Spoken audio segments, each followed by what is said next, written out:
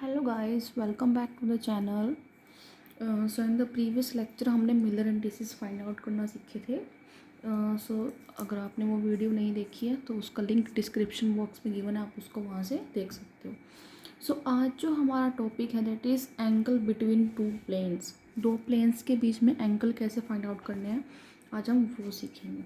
ठीक है, अब देखो, हम कोई भी दो प्लेन्स एज्यूम कर लेते हैं, two planes H1 K1 L1 और H2 K2 और L2। इन दोनों के बीच का हमें क्या फाइंड आउट करना है? एंगल फाइंड आउट करना है, थीटा। ठीक है, तो उसका फॉर्मूला क्या है? Cos theta is equal to, बिल्कुल सिंपल फॉर्मूला है। यहाँ से देखो, H1 H2 plus K1 K2 plus L1 L2 upon root H1 square K1 square plus L1 square and also root H2 square K2 square plus L2 square.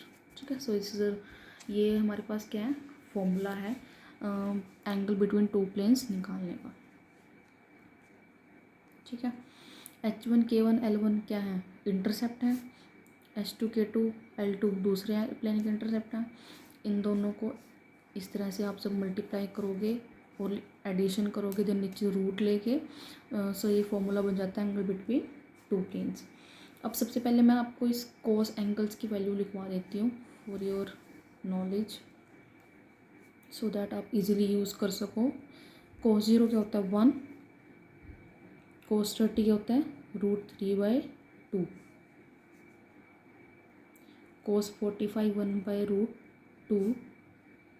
Cos 60 that is 1/2 and cos 90 is 0। वैसे आपको ये पता ही होगी, but फिर भी ठीक है, ये वैल्यूज़ आप साइड में नोट कर सकते हो अपने कॉपी।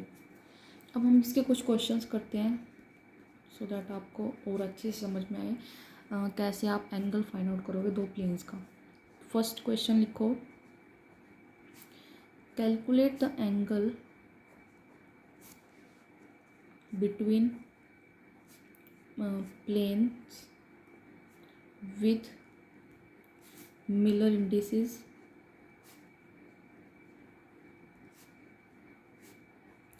110 एंड 001। ठीक है, ये मिलर इंडिसेस आपको गिवन है। इन दोनों के बीच का आपको क्या निकालना है? एंगल निकालना है। सो ये क्या है? H1 K1 L1 is H2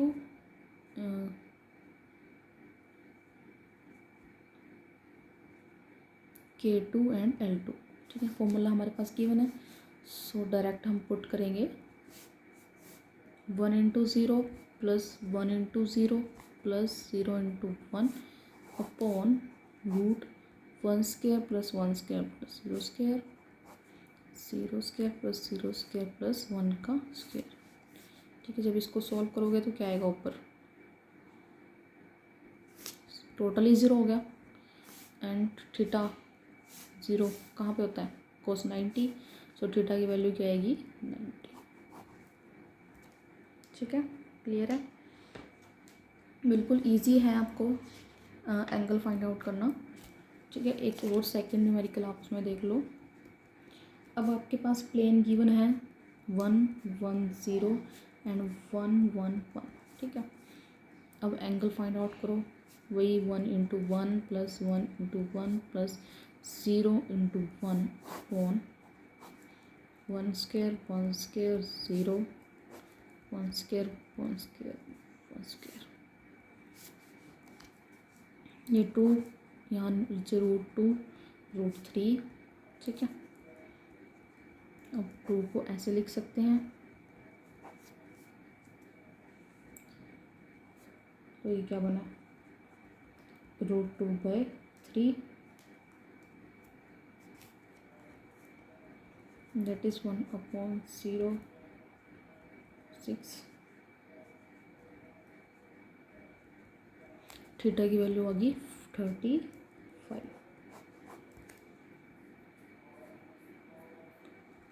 cos 30 के अप्रोक्स होता है ना 3/2, तो वहाँ से आप इस तरह से कैलकुलेट कर सकते हैं एंगल बिटवीन टू प्लेन्स। ठीक है, नेक्स्ट जो हमारे पास टॉपिक है कैलकुलेशन ऑफ इंटरप्लेनर डिस्टेंस। ठीक है, इंटरप्लेनर डिस्टेंस कैलकुलेट करना सीखेंगे हम।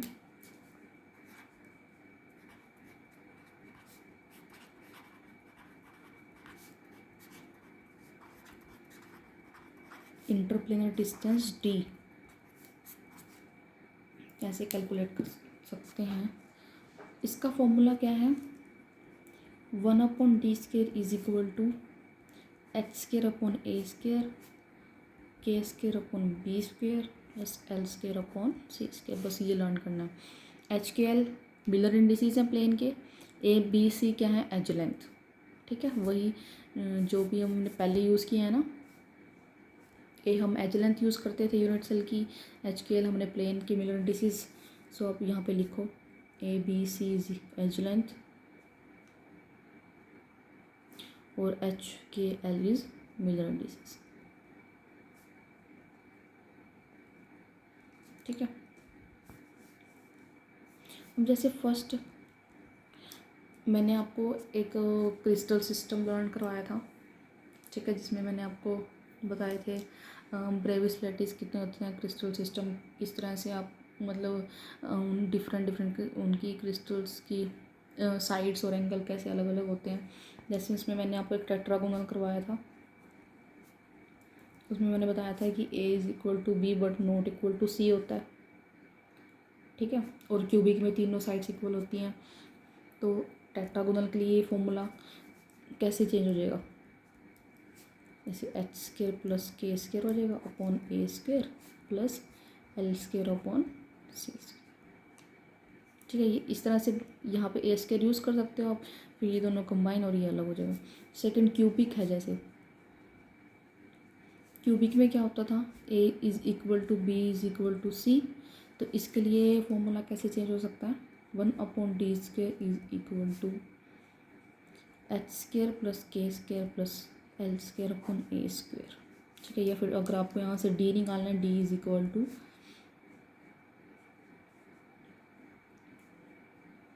A upon root h² plus k² plus, ये किसके लिए फॉर्मूला किसके लिए, ये ओनली फॉर क्यूबिक, सिर्फ क्यूबिक के लिए आप इसको यूज़ कर सकते हो इंटरप्लेनर डिस्टेंस निकालने के लिए। ठीक है, अब फर्स्ट क्वेश्चन इसमें देखो, कैलकुलेट द इंटरप्लेनर डिस्टेंस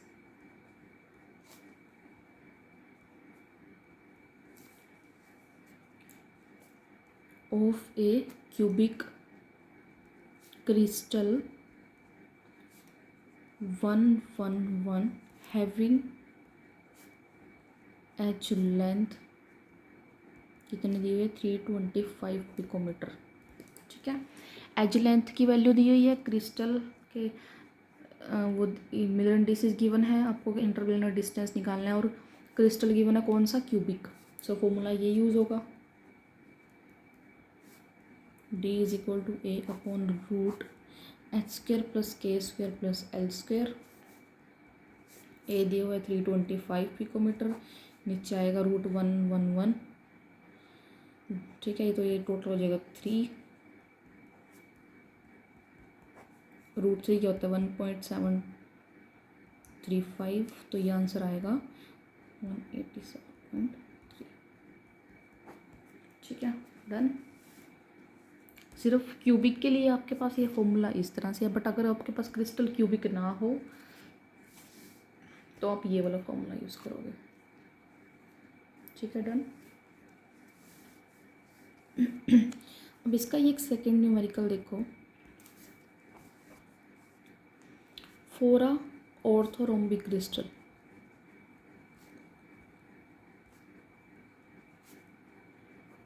अभी क्रिस्टल क्या है, orthorhombic. The interplanar distance D लिखो 1 2 3 4 A is equal to 0.82 nanometer, B is equal to 0.94 nanometer and C is equal to 0.75 nanometer। CSIR में यहाँ से क्वेश्चन आते हैं इंटरलिनियर डिस्टेंस निकालने के। ठीक है, अब ये गिवन है आपके पास फुल स्टेटमेंट, डी निकालना है। ठीक है, HKL गिवन है आपको 1 2 3, ABC गिवन है। फॉर्मूला यूज़ करोगे कौन सा, दिस वन। सो लगाओ 1/d² is equal to h² plus k² plus L²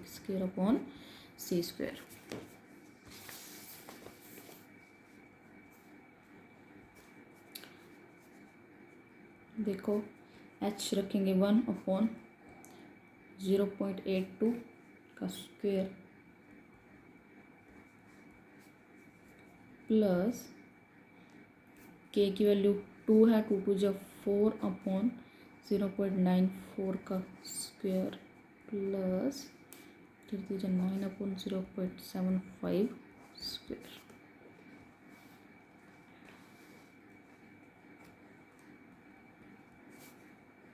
ठीक है, अब ये स्क्वायर रूट ओपन करेंगे,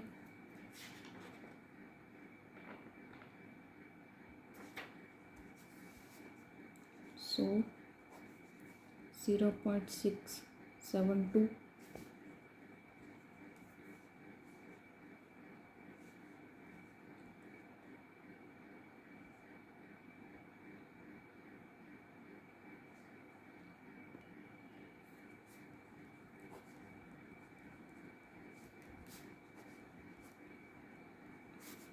ठीक है। तो जब आप इसको कैलकुलेट करोगे, एलसीएम लोगे, तो यहाँ पे जो ये वैल्यू आती है हमारे पास, फाइनल रिजल्ट में लिख रही हूँ 0.207। ठीक है, क्लियर। अब इसमें एक इम्पोर्टेंट रिजल्ट है, सेकंड रिजल्ट देखो,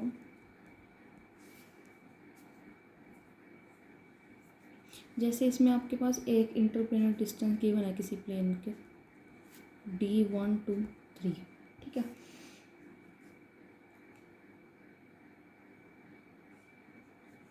और मतलब ये HKL की वैल्यू 1 2 3 गिवन है और D1 2 3 गिवन है 0.54 नैनोमीटर। आपको कैलकुलेट करना है D246, ये कैलकुलेट करना है, ये गिवन है, ये कैलकुलेट करना है। ठीक है, अब देखो इसको कैसे सॉल्व करेंगे। जैसे DHKL क्या है 1 2 3, मतलब DNHNKNL is equal to D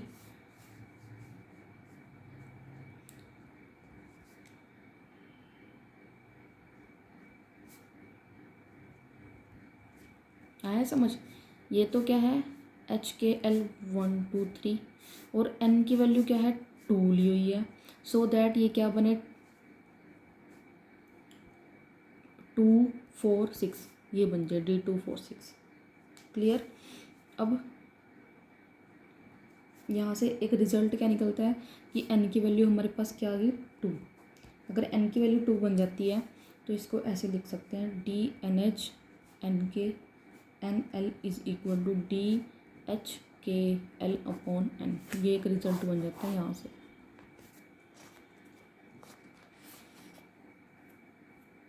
ठीक है, तो इसको यूज़ करके अब DHKL क्या है 0.54, N की वैल्यू क्या बनती है 2, तो ये बनेगा 0.27 नैनोमीटर।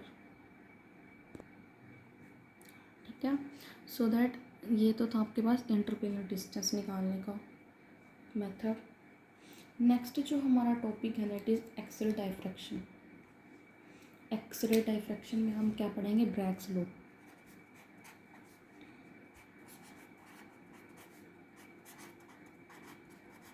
एक्सरे डायफ्रैक्शन,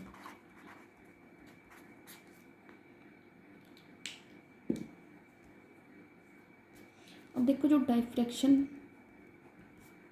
टेक्निक है वो यूज़ किस लिए की जाती है सॉलिड में? Diffraction technique can be use to determine the arrangement of ion atom molecule in a crystalline solid. जो क्रिस्टलाइन सॉलिड्स होते हैं ना, उनके अंदर मतलब आयंस की एटम्स की मॉलिक्यूल्स की अरेंजमेंट को डिटरमाइन करने के लिए डाइफ्रैक्शन टेक्निक का यूज़ किया जाता है।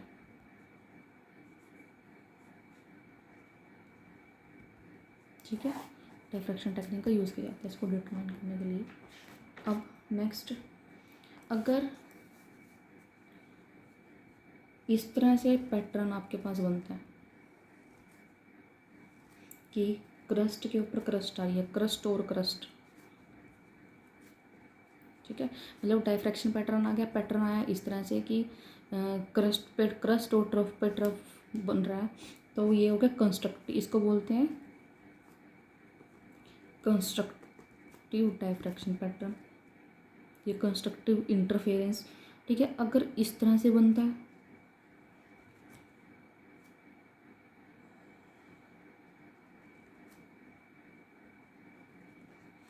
तो ये है डिस्ट्रक्टिव, मतलब crust over trough.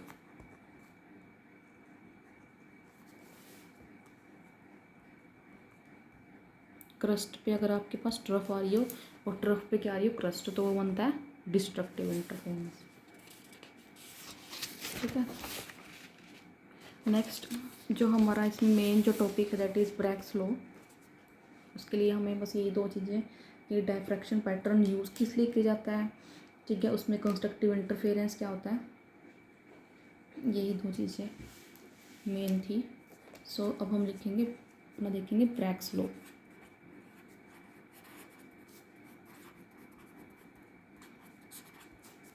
Bragg's law में देखो क्या होता है, ब्रैग्स लॉ में एक स्टेटमेंट लिखो पहले, for constructive interference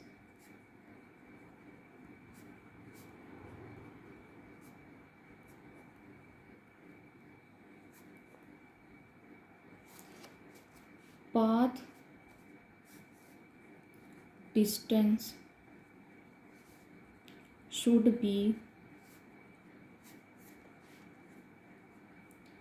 integral multiple of lambda। समझ रहे हो, कंस्ट्रक्टिव इंटरफेरेंस के लिए जो पाथ डिस्टेंस है वो इंटीग्रल मल्टीपल होनी चाहिए लैम्डा के, मतलब जैसे लैम्डा 2 लैम्डा 3 लैम्डा 4 लैम्डा, ऐसे। लैम्डा क्या है, वेवलेंथ। अब जैसे ये देखो, ये क्या डिफरेंट प्लेन्स, ठीक है। अब जैसे ही एक्सरेज के ऊपर आप डालते हो, सो ये इस तरह से जाती है और डाइफ्रैक्शन पैटर्न बनाती है। तो ये जो एक्सरे है ये थीटा एंगल बनाएगी प्लेन के साथ, ठीक है। थीटा क्या है, angle between X-ray and plane, plane और एक्सरे के बीच में एंगल जो बनता है वो क्या है, थीटा। और दो प्लेन के बीच का डिस्टेंस क्या है, डी। डी क्या है, इंटरप्लेनर डिस्टेंस।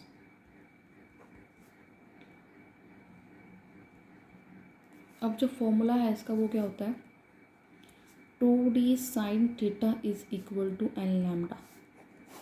ये आपको ध्यान रखना है मेनली, तो 2d sine theta is equal to N lambda. D interplanar distance, theta angle, N किस ऑर्डर से, ठीक है, एक ऑर्डर होता है ना, मतलब फर्स्ट ऑर्डर है, सेकंड ऑर्डर है, जिससे एक्सरे आ रही है, एन जो है वो ऑर्डर है, lambda is the wavelength. So this is the formula way, जिससे ब्रैग्स लॉ का यही फॉर्मूला है। इसको मैंने आपसे इसमें डी पूछा जा सकता है, थीटा पूछा जा सकता है, ठीक है। अब इसमें एक और स्टेटमेंट है कि diffraction pattern will appear if and only if the Bragg's law is obeyed।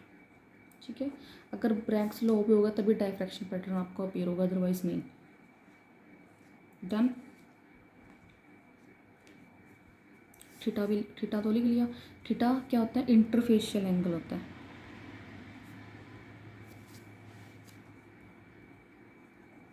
अगर आपको क्वेश्चन में आपको पूछा गया है कि डायफ्रैक्शन एंगल क्या होगा, तो डायफ्रैक्शन एंगल ये और ये दोनों मिला के 2 थीटा हो जाता है। ठीक है, जो थीटा की जो वैल्यू आएगी उसको 2 से मल्टीप्लाई करना पड़ेगा, तब डायफ्रैक्शन एंगल कैलकुलेट होगा। ठीक है, अब इसमें फर्स्ट न्यूमेरिकल देखो।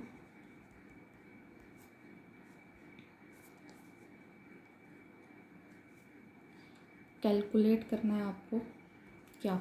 वेवलेंथ कैलकुलेट करनी है एक्सरे की। Which are made to follow cubic crystal having edge length आपके पास है 200 picometre at an angle of 30 degree where Miller indices is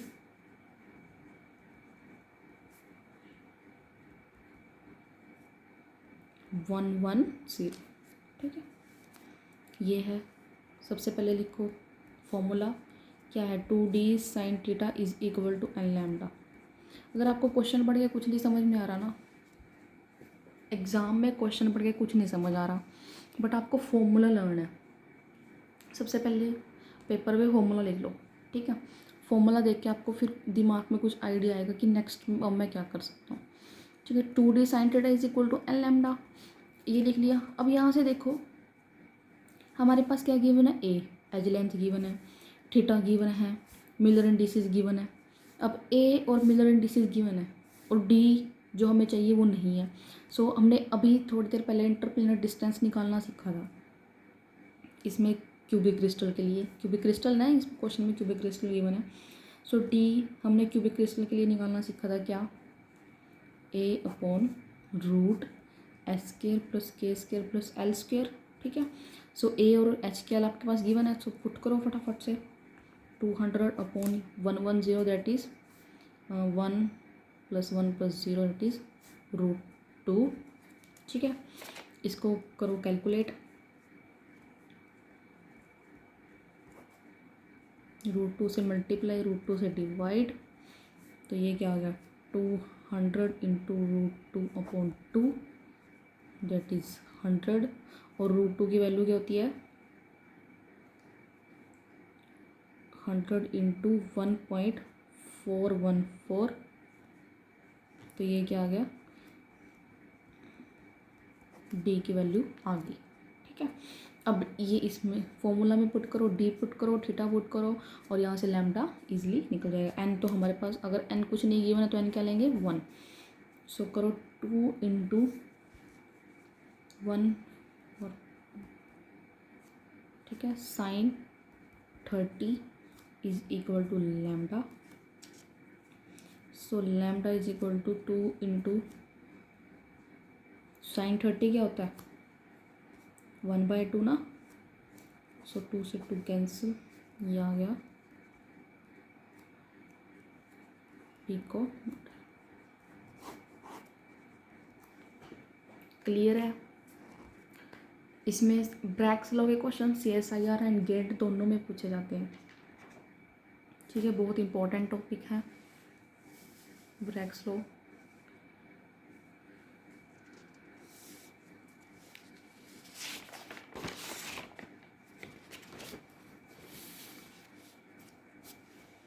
अब इसका एक और सेकेंड न्यूमेरिकल करते हैं हम।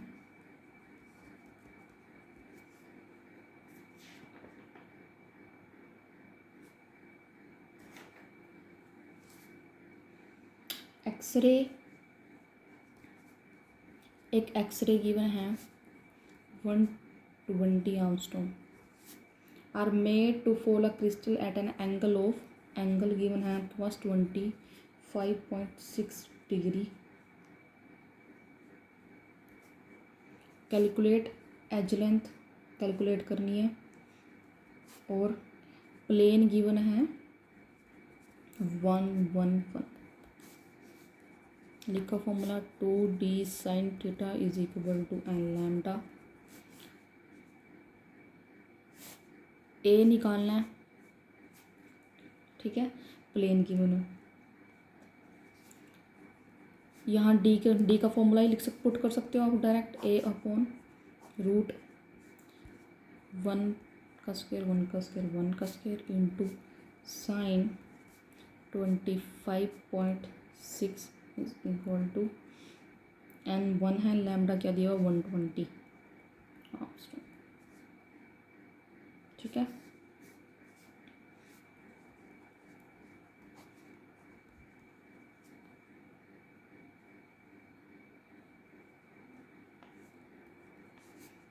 ये सब आप इसको आप कैलकुलेटर से कैलकुलेट कर सकते हो।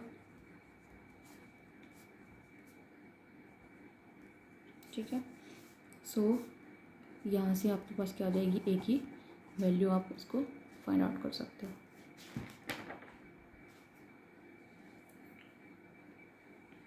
नेक्स्ट इसमें एक और रिजल्ट आता है,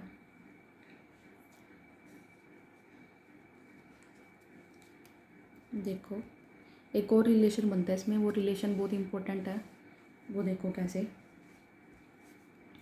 अब मैंने क्या बताया, n lambda is equal to 2d sin theta होता है। ठीक है, बोथ साइड क्या कर दो, ये फर्स्ट स्टेटमेंट है, बोथ स्क्वायर कर दो both side, D square sine square theta. ठीक है, अब यहाँ से डी की वैल्यू आप क्या पुट कर सकते हो, A upon root H for cubic crystal के लिए करो put.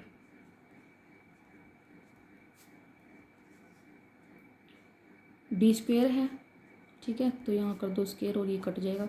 So A square upon H square plus के square plus L square sine square theta.